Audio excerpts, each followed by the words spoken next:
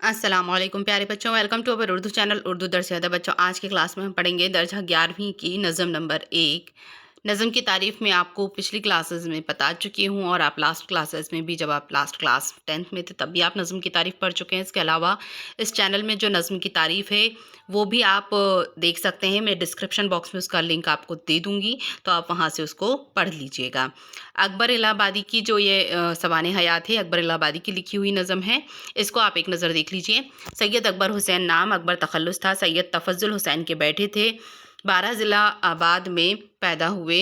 ज़िला इलाहाबाद में पैदा हुए। इब्तदाई तालीम घर पर अपने वालिद से हासिल की, यानी शुरुआती तालीम। अकबर बचपन ही से बहुत ज़हीन थे, बहुत अक्लमंद थे। खुसूसन रियाज़ी से उनको बेहद शगफ़ था। 1855 ईस्वी में अपने ख़ानदान के साथ इलाहाबाद चले आए। यहाँ पहले मकतब और फिर जमुना मिशन स्कूल में दाखिल हुए, लेकिन 1857 के इनकलाब की वजह से तालीम जारी नहीं रख सके। मुलाजिमत की इब्तिदा आराइज़ नवीसी से की। कुछ मुद्दत के बाद इलाहाबाद ज़िले में नायब तहसीलदार हो गए। हाई कोर्ट में वकालत का इम्तहान पास करके वकालत का पेशा अख्तियार किया। फिर मुंसिफ के ओहदे पर मामूर हुए, यानी जज बन गए। फिर 1894 में जब उन्हें हुकूमत से खान बहादुर का खिताब मिला, तो 1903 ईस्वी में कब्ल अज़ वक्त पेंशन लेकर इल्मी ज़िंदगी बसर करने लगे। अकबर की ज़िंदगी का आखिरी ज़माना ज़हनी और जिस्मानी तकालीफ और परेशानियों में गुजरा। 75 बरस की उम्र में इलाहाबाद ही में उनका इंतकाल हो गया। अकबर ने शायरी की इब्तिदा गज़ल गोई से की। कलाम पर इस्लाह ग़ुलाम हुसैन वहीद से ली, जो आतिश के शागिर्द थे। अकबर के कलाम में गज़लों की तादाद काफ़ी है, लेकिन उनकी इनफरादियत का कमाल उनकी तंज़िया और मज़ाहिया शायरी में नुमाया हुआ है। यानी जब भी वो शायरी करते हैं तो उनकी शायरी में तंज़ भी है और मज़ा भी है।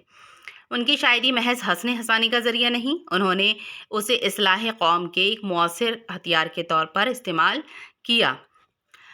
नई नस्ल की अपनी मजहबी और तहजीबी रिवायात से बेगानगी, नौजवानों की बेराह रवी, औरतों की बेजा आज़ादी खुसूसियत के साथ अकबर के तंज़ का निशाना बनी। यानी इन टॉपिक्स पर लेकर उन्होंने तानाकशी भी की, तंज़ किया। उनके यहाँ शेख, बुद्धू, जुम्मन, कल्लू, ऊँट, टट्टू, गाय जैसे अल्फाज नई वज़ों के साथ सामने आए। इसी तरह अकबर ने अंग्रेज़ी अल्फाज से भी खातिर ख्वाह फ़ायदा उठाया है। अकबर का कलाम कुल्लियात अकबर के नाम से 4 हिस्सों में शाये हो चुका है। अब जो इनकी लिखी हुई नज़म है उसका नाम है मुस्तक़बिल। यहाँ जो नज़्म है उसके अल्फाज मायने दिए हैं। मुश्किल अल्फाज के मायने हैं। बहम मतलब मिलना, हाजब मतलब पर्दा डालने वाला, गेसू मतलब औरतों के लंबे बाल, काकल या लट, सनम मतलब बुत, मुराद माशूक है। तबाए, तबा की जमा है, मजाज या तबीयतें, गर्दों आसमां, जमजमे, जमजमे मतलब नगमे गीतें, अकायद, अक़ीदे की जमा यकीन ईमान, तरमीम तब्दीली, मगनी गाने वाला, तक़लीद पैरवी, सुम आवाज़ सुम हमवज़न, भाका ज़बान या बोली, ज़म होना यानी मिल जाना, शामिल हो जाना, ज़ौम गुरूर घमंड बुराई, जाहो हशम शान मर्तबा अज़मत, तग़य्युर तब्दीली, अदम मतलब इस दुनिया के बाद की दुनिया, नापैद गैर मौजूद, जुल्फ़ मतलब वो बाल जो कनपटी के ऊपर खूबसूरती के वास्ते हल्के की तरह मोड़ लेते हैं। ख़त नुस्ख़ अरबी ज़बान का एक अंदाज़ तहरीर जिसका रिवाज उर्दू फ़ारसी ज़बान में भी है। ख़त नस्तालीक़ ईरान अंदाज़ तहरीर और ख़त नस्ख़ को मिलाकर बनाया गया ऐसा ख़त जिसमें हरूफ के दायरे गोल और ख़ूबसूरत होते हैं। ताल गाने बजाने का वज़न साज़ के मुताबिक। इस्तिलाह वो लफ्ज़ जो लग़वी मायने के बजाय किसी ख़ास मफ़हूम में इस्तेमाल हो। आम तौर पर ये इस्तिलाह न किसी शोबे इल्म फ़न से मुताल्लिक़ होती है। ज़ेरो बम उतार चढ़ाव, साज़ की हल्की और भारी आवाज़ें, यानी किसी बाजे की हल्की और भारी आवाज़ें होती हैं उसको कहते हैं ज़ेरो बम। आइए अब देखते हैं जो नज़्म इन्होंने लिखी है अकबर इलाहाबादी ने, उसकी तशरीह। सबसे पहले तो इसका हवाला मैं आपको बता दूं कि जो नज़म है ये मुस्तक़बिल से माखूज़ है। मुस्तक़बिल किसे कहते हैं? आने वाले कल को। तो इस नज़म में अकबर इलाहाबादी ने अपने मखसूस तंज़ी अंदाज़ में मगरिबी तहज़ीब के गलत असरात की निशानदही की है। यानी इंटरनेशनल कल्चर जो है, बाहर का कल्चर, उसके गलत असरात की निशानदही की है। क्योंकि अंग्रेज़ों के दौरे हुकूमत में हिंदुस्तानी मगरिबी तहज़ीब से मुतासिर होकर अपनी तहज़ीब, अक़दार और रिवायात को तर्क कर रहे थे, छोड़ रहे थे, और ये नहीं जानते थे कि इसका नतीजा क्या निकलेगा और किस कदर गुमराही फैलेगी। تو پہلا جو بند ہے اس میں کہہ رہے ہیں یہ موجودہ طریقے راہی ملک آدم ہوں گے، نئی تہذیب ہوگی اور نئے سامہ بہم ہوں گے۔ تو وہ کہہ رہے ہیں کہ ہمارے اپنے طریقے ایک روز ملک آدم کی راہ لیں گے۔ آدم مطلب میں نے آپ کو بتایا تھا نا، اس دنیا کے بعد کی دنیا جو فنا ہو جائے گی، ناپید جو کبھی بھی نہیں بدلے گی، غیر موجود ہے، جو ابھی یہاں پر ہے نہیں، تو ملک آدم ہوں گے یہ موجودہ طریقے راہی، ہے نا، اور یعنی ختم ہو جائیں گے، اور ان کی جگہ نئی تہذیب ہوگی اور لوگ نئے طور طریقے اپنائیں گے۔ نئے عنوان سے زینت دکھائیں گے حسین اپنی، نہ ایسا پیچ زلفوں میں، نہ گیسوں میں یہ خم ہوں گے۔ خم کا مطلب جو وہ ہے برائی ہے وہ نظر ہی نہیں آئیں گی۔ حسین زلفوں میں اور گیسوں میں جو پہلو کی طرح جو پیچ و خم لگتے تھے گول گول والے، جیسے پرانے زمانے کی ہیروئنس نہیں گول گول زلفیں گھما لیا کرتی تھیں، ایسی گول گول زلفیں نہیں ملیں گی۔ نئے انداز سے ان کی سج دھج ہوگی، لمبے لمبے بال تراش ہو کر مغربی خواتین کی طرز پر چھوٹے بال رکھے جائیں گے، یعنی اب اس طرح کے لمبے بال نہیں ہوں گے۔ دیکھا ہوگا آپ نے، یہ چیز تو آپ کو سمجھ میں آ گئی ہوگی، پرانے زمانے کی ہیروئنس کیسی رہتی تھی اور آج کے زمانے کی ہیروئنس کیسے رہتی ہیں۔ تو ٹی وی سیریلز میں یا فلموں میں کیا دکھایا جاتا ہے؟ یہی دکھایا جاتا ہے، بدلا ہوا انداز، ہے نا۔ نہ خاتونوں میں رہ جائے گی پردے کی یہ پابندی، نہ گھونگھٹ اس طرح سے حاجب روئے صنم ہوں گے۔ اکبر کہتے ہیں کہ مغربی تہذیب کا ایسا اثر ہوگا کہ عورتیں بے پردہ ہو جائیں گی، نہ پردہ ہوگا نہ گھونگھٹ، گویا عورتوں کو اب ان کی ضرورت ہی نہیں۔ جبکہ پرانے وقت میں پرانی جو تہذیب تھی، جو روایت تھی، وہ کیسی تھی؟ عورتیں پردوں کے باہر نہیں نکلا کرتی تھیں، ہے نا۔ بدل جائے گا انداز طباعی دور گردوں سے، نئی صورت کی خوشیاں اور نئے اسباب غم ہوں گے۔ پھر زمانے کی جو رفتار ہے اس سے لوگوں کی طبیعت مزاج اس طرح انداز میں بدل جائے گا کہ ان کی خوشیوں کی صورت ہی بدل جائے گی، ان کے غم دکھ درد سبھی کے اسباب بھی نئے ہوں گے، یعنی انقلاب زمانہ مزاج و کردار بدل کر رکھ دے گا۔ جس طرح سے یہ زمانے کا انقلاب چل رہا ہے، جدوجہد چل رہی ہے۔ خط نسخ اور خط نستعلیق فن کتابت یہ اردو فارسی تحریروں کے دو معروف انداز تحریر ہیں۔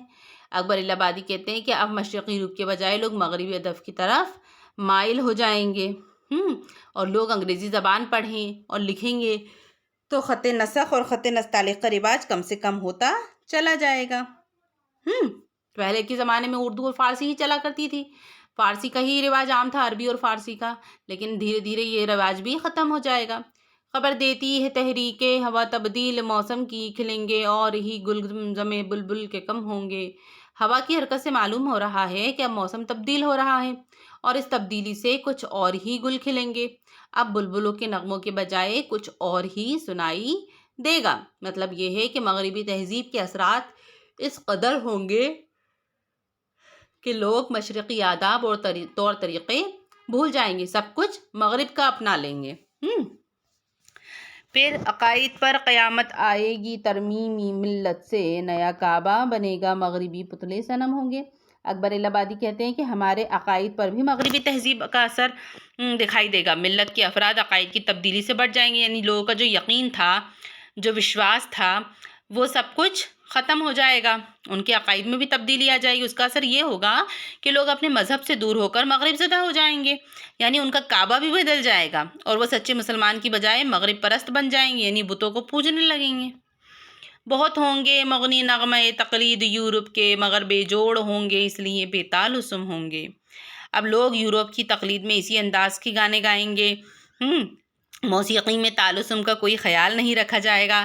تال و سم یعنی بجانے کا، اتار چڑھاؤ کا، مشرقی موسیقی میں جن باتوں کا خیال رکھا جاتا ہے، مغربی موسیقی ان سے کوسوں دور ہے۔ مشرقی موسیقی میں کیا ہوتا ہے؟ ایک ایک دھن، ایک ایک تال، ایک ایک ساز بالکل اصولوں کے ساتھ بجتا ہے، جیسا جس کی آواز ہونی ہے ویسی ہی، ہے نا، سارے گاما پادا، یہ ساری جو چیزیں ہیں یہ سب کیا ہیں؟ لیکن آج کی جو مغربی تہذیب ہے اس میں ان چیزوں کا خیال نہیں رکھا جاتا، وہ تو کیسا بھی گا لو، کچھ بھی گا لو۔ آج کل ریپ سانگس چل رہے ہیں، کچھ بھی سانگس چل رہے ہیں، کس طرح کے ڈی جے سانگس آ رہے ہیں، کیا ان میں کوئی تال دکھتی ہے؟ نہیں دکھتی، کچھ تال تو سنائی ہی نہیں آتی۔ تو یہ ساری چیزیں اس میں بڑھتی چلی جائیں گی مغربی موسیقی میں۔ ہماری اصطلاحوں سے زبان آشنا ہوگی، لغات مغربی بازار کی بھاکے زم ہوں گے۔ تو ہم اپنی زبان کی اصطلاحوں سے ناشنا ہو جائیں گے، یعنی ہماری زبان کی ہمیں کوئی اصطلاح نہیں دی جائے گی، نہ ہی اس کا کوئی ہمیں مفہوم پتہ ہوگا۔ عام طور پر جو کسی نہ کسی شعبے سے متعلق ہوتا ہے، علم و فن سے متعلق ہوتا ہے، ہمیں کچھ پتہ نہیں چلے گا۔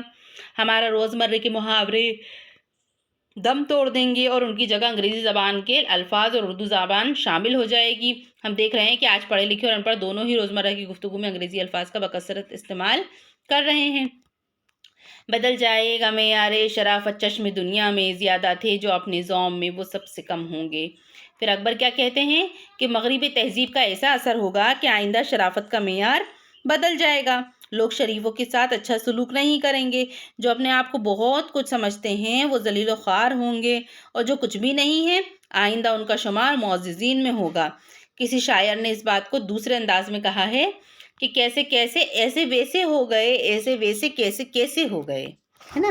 مطلب جو کیسے کیسے تھے وہ ایسے ویسے ہو گئے، اور جو ایسے ویسے تھے کیسے وہ کیسے ہو گئے۔ گزشتہ عظمتوں کے تذکرے بھی رہ نہ جائیں گے، کتابوں ہی میں دفن افسانہ جاہ و حشم ہوں گے۔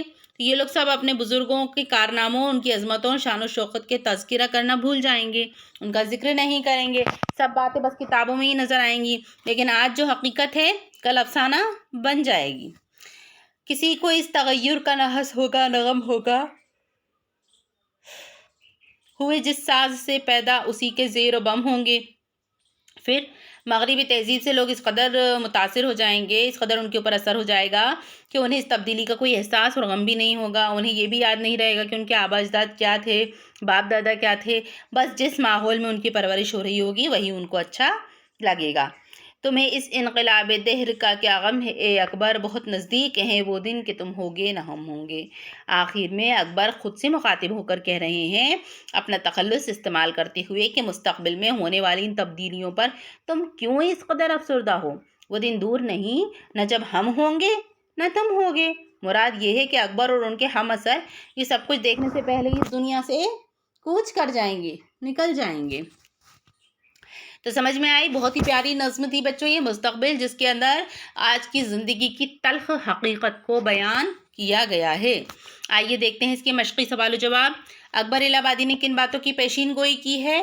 تو اکبر نے یہ نظم اس وقت لکھی جب انگریز حکمراں تھے اور انگریزوں کے طور طریقے اور مغربی تہذیب سے ہندوستانی متاثر ہو رہے تھے، تو مشرقی تہذیب اور آباء و اجداد کے طور طریقوں کو چھوڑ کر مغربی انداز اور رنگ و ڈھنگ اپنا رہے تھے۔ چنانچہ اس صورتحال سے اکبر کو صدمہ پہنچا اور انہوں نے اس نظم میں مستقبل کے بارے میں اپنے خدشات ظاہر کیے کہ اگر لوگ اسی طرح مغربی تہذیب اپناتے رہیں گے تو ہماری اپنی تہذیب، روایات و اقدار ختم ہو جائیں گی، لوگ نئی تہذیب اپنائیں گے، عورتیں پردہ کرنا چھوڑ دیں گی، ان کے چہرے پر گھونگھٹ نظر نہیں آئے گا، اپنی زبان چھوڑ کر انگریزی بولنے لگیں گے۔ پھر سوال نمبر 2 ہے مغربی تہذیب کو اپنے طنز کا نشانہ کیوں بنایا ہے؟ تو اکبر کی تعلیم و تربیت مشرقی ماحول میں ہوئی تھی، وہ مذہبی آدمی تھے، انہیں اپنی اقدار اور روایت سے انسیت تھی، جبکہ مغربی تہذیب میں ان باتوں کا خیال نہیں رکھا جاتا تھا۔ مغرب میں تہذیب اور شرافت کا معیار مشرق سے بالکل الگ تھا۔ اکبر کی دوربین نظروں نے یہ بھانپ لیا تھا کہ آئندہ مغربی تہذیب سے ہندوستانی اس قدر متاثر ہوں گے کہ اپنی تہذیب، روایات اور اخلاق سب کو بھول جائیں گے۔ اسی لیے اپنے ہم وطنوں کو آگاہ کرنے کے لیے مغربی تہذیب کو اپنے طنز کا نشانہ بنایا۔ ہم دیکھتے ہیں کہ اس نظم میں جو کچھ اکبر نے بیان کیا تھا آج وہ سب نظر آ رہا ہے۔ سوال نمبر 3 ہے کھلیں گے اور ہی گل سے شاعر کس بات کی طرف اشارہ کر رہا ہے؟ کھلیں گے اور ہی گل سے مراد مغربی تہذیب کے اثرات ہیں۔ گل کھلنا مطلب محاورہ ہے جس کے معنی کوئی نیا یا انوکھی بات ظاہر ہونا، فساد بپا ہونا یا طوفان اٹھنا۔ یہاں ہندوستانی کا مغربی تہذیب اپنانا ایک طرح سے انوکھی بات بھی ہوئی اور مغربی تہذیب کا طوفان بھی آیا۔ سوال نمبر 4 ہے گزشتہ عظمتیں کیا ہیں؟ چند جملوں میں تحریر کیجیے۔ تو گزشتہ عظمتوں سے مراد ہے ہمارے بزرگوں کے ایسے تاریخ ساز کارنامے جن سے ہمارا ملک ایک عظیم الشان ملک بنا، دوسرے ممالک کے لوگ اسے للچائی ہوئی نظروں سے دیکھنے لگے۔ ہندوستان کی عظمت کی نشانیاں یہاں گنگا جمنا تہذیب، اقدار و روایات، رواداری، یکجہتی، فرقہ وارانہ ہم آہنگی اور علم و ادب نیز فنون ہیں۔ है ना, बहुत सारे फ़न जिनमें हिंदुस्तानियों ने अपनी ऐसी ऐसी सलाहियतों का मुज़ाहिरा किया कि लोग उन्हें देखकर दंग रह गए। हिंदू, मुसलमान, सिख, ईसाई सभी ने इस मुल्क के लिए कुर्बानियाँ दी। शिमाल से लेकर जनूब तक और मशरिक़ से लेकर मगरिब तक सिर्फ आसार क़दीमा ही को देख लीजिए, हिंदुस्तान की अज़मतों का अंदाज़ा हो जाएगा। सवाल नंबर 5, नज़म के आखिरी शेर में शायर क्या कहकर ख़ुद को तसल्ली दे रहा है? तो शायर अपनी नज़म मुस्तक़बिल में जिन अंदेशों का इजहार किया है और मगरिबी तहज़ीब से रूनुमा होने वाली तब्दीलियों और उनके ख़राब असरात का बयान किया है, वो कहते हैं कि जब ये सब रूनुमा होगा तो इसे देखने के लिए वो खुद ज़िंदा नहीं रहेंगे, इसीलिए उन्हें इस तब्दीली का गम नहीं करना चाहिए कि उनकी आंखों के सामने ये सब कुछ हो रहा है। इसीलिए ये कहकर वो खुद को तसल्ली दे रहे हैं कि तुम्हें इस इनकलाब का दहर का गम है अकबर, बहुत नज़दीक है वो दिन, न तुम होगे न हम होंगे। ठीक है, अब यहाँ पर अकबर इलाहाबादी की तंज़िया शायरी पर तबसरा करना है, तो ये यहाँ दिया गया है, आप चाहें तो लिख सकते हैं।